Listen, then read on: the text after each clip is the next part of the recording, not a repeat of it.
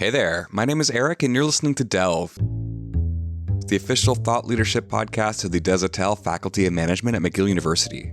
So I'm Delve's managing editor, and today we're going to cover how you can get started with AI for your business. I hope people think about this as a journey, and AI, predictive analytics, like if you have this aspect that this is going to solve everything on the first day, you're probably going to be disappointed, but there's certainly value there if you can have that longer term approach. So that's Shoeb Hosain, a professor here at McGill and the director of the DataSphere Lab, where he works with a team of students to help clients find and implement data solutions for their business. And these days, that means generative AI. So in this interview, he and I talk about how businesses should be thinking about AI, what kinds of issues it can solve, and why you can't afford to not be exploring AI for your business. So as always, if you have any questions or feedback about this episode, you can email us at delve@mcgill.ca. So all right, let's delve into it.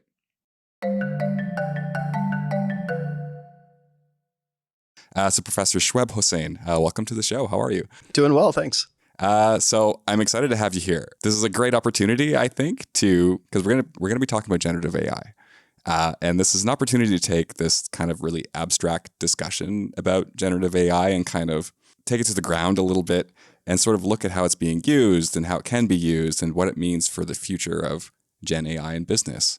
So I just want to start by positioning you a little bit. So you're not only a lecturer here at McGill, you're also the director of the DataSphere Lab, which means that you kind of have an interesting line of sight on how businesses are implementing AI into their practices. So I wonder if you could just maybe start off by talking a bit about the DataSphere Lab and what you do. Absolutely. Well, thanks for having me, and definitely a topic du jour, which is generative AI and how do we work within the industry to solve problems. And that's kind of my mantra, which is helping solve problems using data and analytics and AI. Maybe I'll take a step back as well before the DataSphere, and I also am the director of the Masters of Management in Analytics. And one of my first mandates was to try to help bring experiential learning in data science to the program. So my course was analytics consulting. So that's my background as well. And we decided that they're going to learn a lot of technical skills in their other theoretical classes, but let's apply them to real world projects. So we go out and we find for every group of 5 or 6 students, a new client. So it could be, we've had many clients like KPMG and Rogers and Aldo and a lot of different clients in various industries. And we asked them, what are your problems that we can solve with data? And so what I think has happened from there was 2 things. One that we learned from that course was, A, the students are phenomenal. They have done an amazing job and typically exceed expectations of not only us, but also a lot of our clients. And then what we found is oftentimes at the end of the projects, the clients are like, this is great. How do we get more? How do we implement this into our processes? And then we say, oh, sorry, the class is over. Next group is coming and we're starting from afresh. That spawned the DataSphere. And so the DataSphere then says, how do we take a similar concept of working with industries and clients and helping advance data science and AI in the market while giving students that hands-on experience of dealing with very messy projects at the time and trying to get further along in terms of solving some of these problems. Yeah, definitely. So okay. So on the topic of finding problems for them to solve, so like you said, you work a lot with industry partners. I don't know. So what kind of questions or do they ask you, or what kind of problems are you trying to solve for them? What do they come to you with? So I think there's 2 aspects. One, when people actually know what they want to try to solve and they are relatively clear that generative AI could be a tool for it. And then the other is that just want to try generative AI. And so sometimes when they come to me and say they want to do this, I say, so what are your core goals? Do you want to solve this particular problem? Let's just say it's a process optimization. Do you want to solve that in the most efficient way, or do you want to do generative AI? Because it's not necessarily the case that that will be the right tool set in order to solve your problem.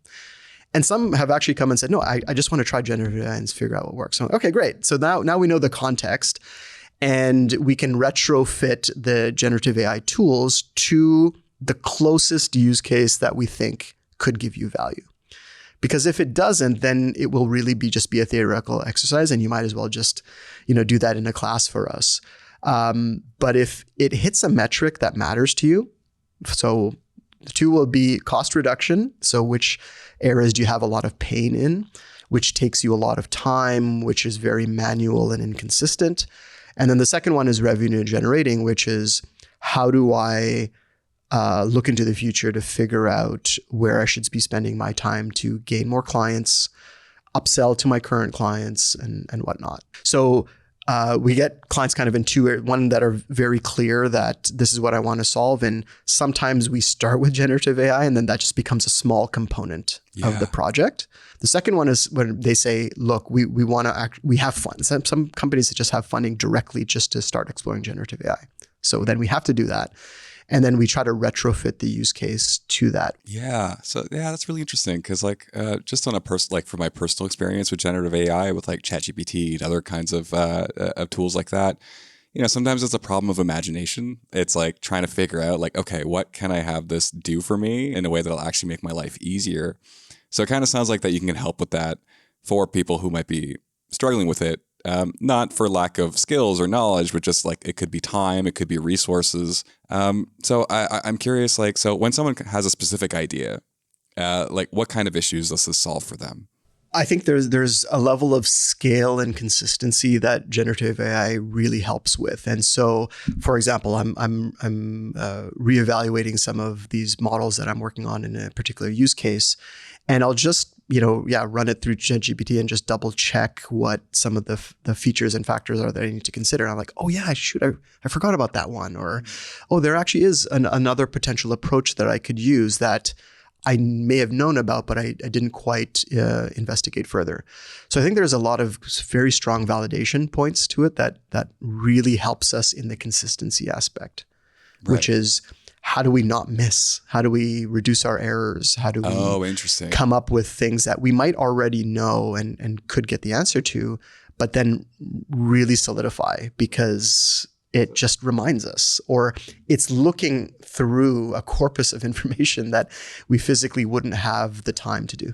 So can I just get an example? Yeah. So of a particular, maybe someone that you worked with, where you've kind of applied AI in that way? I think one of the things that most of them have been exploratory. So I would say that's more of a personal use.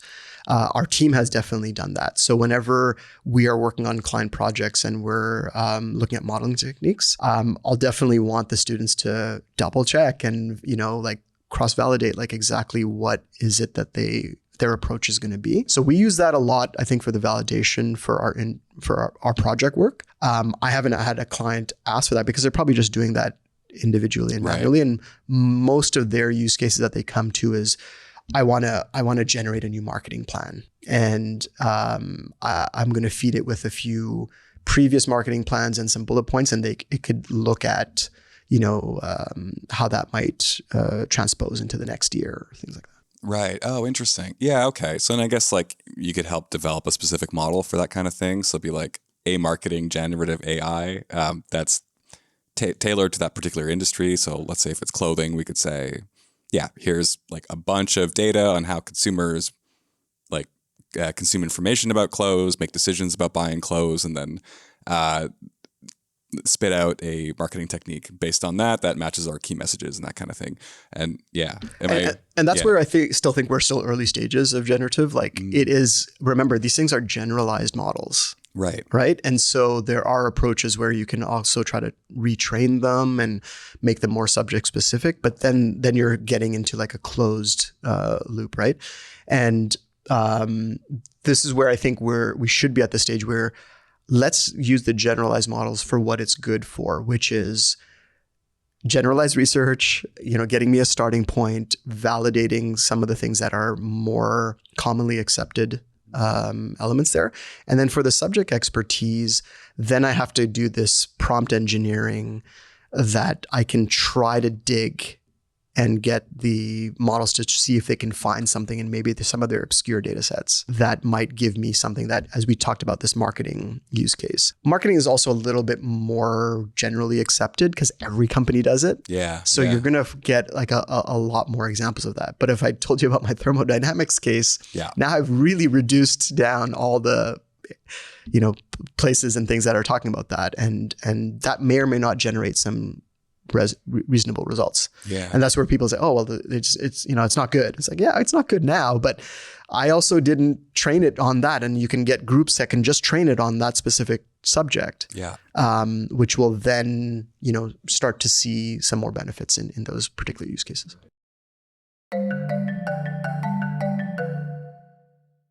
Okay, so how long does it take between like a company or a client comes to you with a problem that you guys both determine that generative AI can solve? So how long does it take to get from point A to like, we have no idea how to do this, or getting to get a Gen AI to do this, to like, all right, we have something. Yeah, it's in a space where it can actually start solving problems for you. I think all these projects are going to be multi-phased, and I think people thinking that it's going to solve everything right away is not, I'd say relevant, but it also doesn't take forever to get. I think what you're alluding to is, how can I just get some results? And I think that timeline has been pretty short for us. We've had projects, we always try to divide into multi-phases. And the first phase is the kicking the tires. Does this even look reasonable? Is, I'd say, 2 months. Wow, that's a lot faster than I was thinking. Wow, that's incredible. Yeah. Like we've done a couple of really great. So we've done like a product descriptor use case where the client had some product information in a bit more of a structured format and maybe just like a few words per product. And then we allowed the generative to enhance it based on market trends of that particular product. And for their entire product catalog, it would probably take months. But we said, we're going to just focus on this particular brand. And that was tested in over a couple of months. All our goal there is to show that it has some reasonable results. And then to say, like, is this kind of fitting what you're expecting? And realizing that this is a longer, approach to take. And if, as long as we can get like, this is way off and we have nothing, then that 2 months is value right there. Yeah, definitely. Yeah, that's fascinating. So okay. So like we've talked a bit about like specific use cases and how we might create AI tools to address those. I'm just thinking about those companies that come without a clear idea. Like why? Like why? I'm just wondering, like, what's the value in exploring this without having a clear idea of what Gen AI can actually do for you? I mean, I think if somebody comes to the table, that's already a huge benefit, because some people will just freeze and not even bother, coming to discuss with us. But we will get to a use case. I will guarantee that whenever we have a discovery session with a client, that I've done this for many years, and I need you to be open, and I need you to be willing to start an experiment and whatnot. And we've done this a number of times where we've gone in with students as well, and we just do this giant whiteboarding session. And I actually just had a meeting with a student team that was working on one of their clients, and I said, let's just draw out their process flow map. Okay, just tell me what they do. And we walk through them and we say, okay, there's 7 nodes that they work on. And I was like, okay, where do you think their biggest pain point is? And these are the students who are hearing it secondhand from the client. And if you can imagine, if the client's there, they're able to jump in. And sometimes you just need to hear their tone, and they're like, oh my God, this causes me so much wrong. I was like, okay, let's dive deeper into that. You can't find the information that you're looking for, right? It's in large bodies of text and PDFs. Like, what if we could just do some data summarizations of those documents and then do some matching? Would that help? It's like, oh yeah, actually that would be fantastic. Can we do that? Yeah, we can. And here are the tools. And then the student's like, oh yeah, I learned that in class just last week. And here's my first foray into that. And it's part of a much bigger problem, but we can chop this up into pieces that then become super tangible for the client and very tangible for the student as well, in terms of a use case that they just practiced on in class. Yeah. Well, so okay. So let's say I'm the owner of a company, and I'm skeptical. I see this big trend. I feel like it's a fad. which I know we said that about the internet and look at what happened, but exactly. it's like, but if you're trying to make a case to why a business owner should start looking into what Gen AI can do for them, what would you tell them? So I hate to be a fearmonger, but one of the biggest things that I'm most concerned about for organizations is if you wait too long, you might not have a chance to catch up. The cycles are much shorter. The highs and lows are much more severe nowadays. That I think every company should look at existential risk and what could wipe you out. And in these days too, where it doesn't take that much to come up with a similar type of, and think about your industry and think about the barriers to entry and all that stuff. But for a lot of these things now, the barrier to entries are much lower, and you could get wiped out tomorrow. And I don't want to again be that monger, but it's like, I don't know if you have a choice to at least start. Okay. Now, as I said, have high expectations, have some barriers. But if you're just skeptical because you're also afraid, then that could bite you later. Now, will it solve all your problems? Maybe not. But I think not trying is a difficult thing. And so that's why we built the lab, because the lab is a very easy way for you to start. It's less risk. With the university, our mandate is for teaching and learning and not for profit.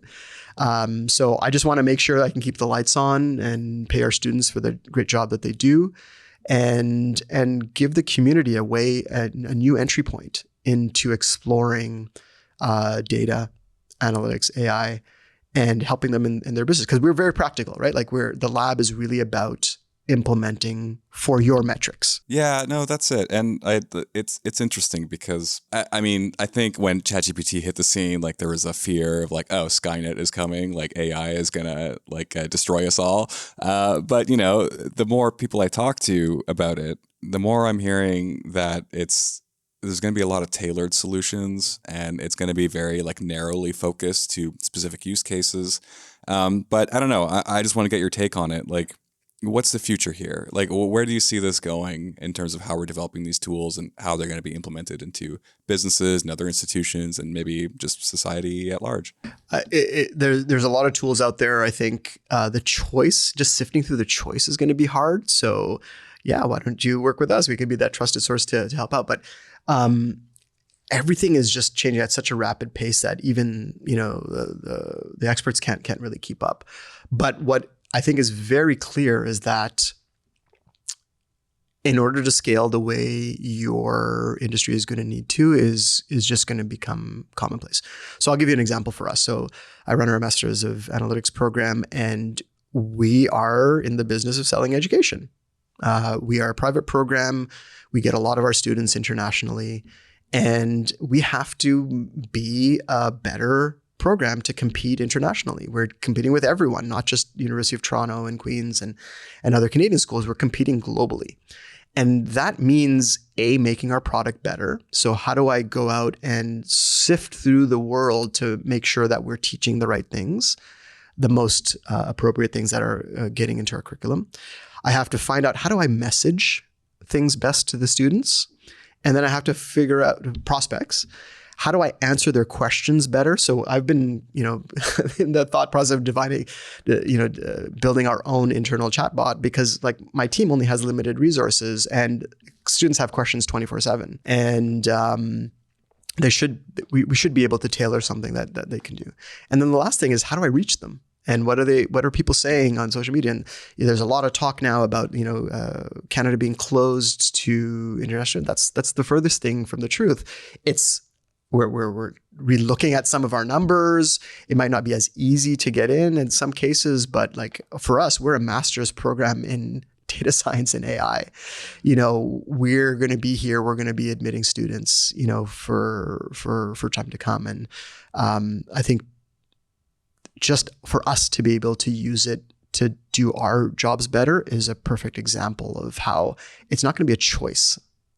It's a necessity on how do we scale this, because I know my competitors are going to be using this, and if they can reach students better and answer their questions better, then sure. I mean, we'll definitely have people, but we want the best, and we always do attract the best students, and we want to continue that.